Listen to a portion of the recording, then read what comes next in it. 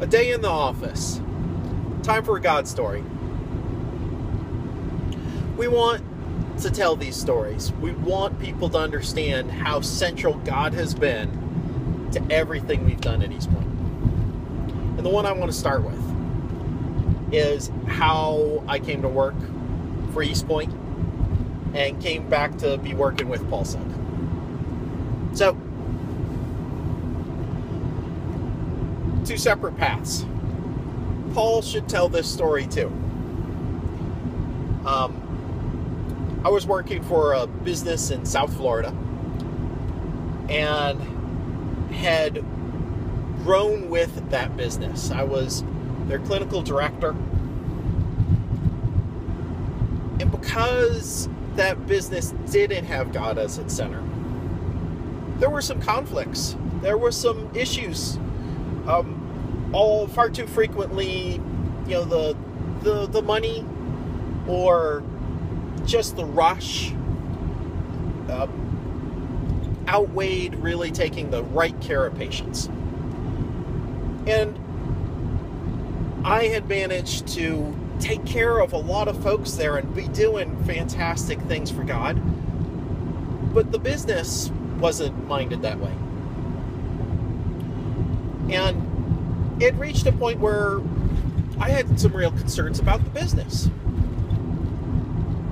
I set an appointment to speak with the business owner and the person that basically operated as the chief operating officer of that business. Set it 6 weeks out. And the day came for that meeting, and it was a long, arduous meeting. In business terms, I was asking for a vision and some values. I was asking for something that I could get the whole team to commit to. And we're a little bit better than the other guys, just wasn't cutting it. At the conclusion of that meeting, I felt good.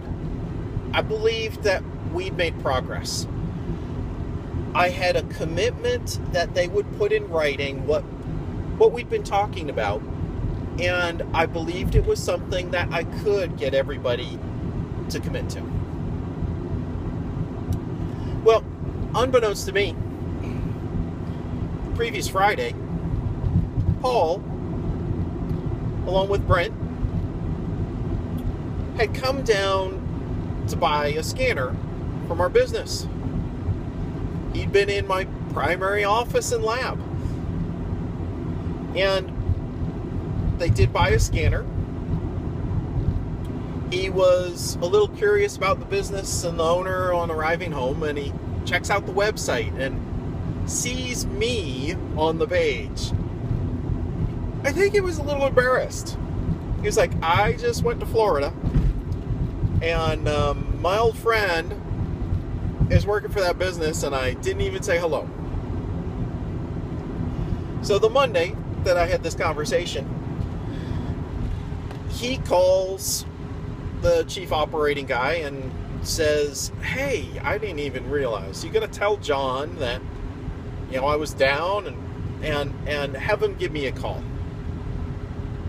Well, chief operating guy couldn't even remember Paul's name. I was like, he says, there's some guy in North Carolina, he wants you to call him. His name, I'm like, what's his name? Paul.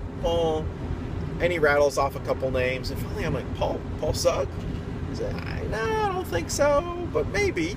I'm like, well, I'll call Paul.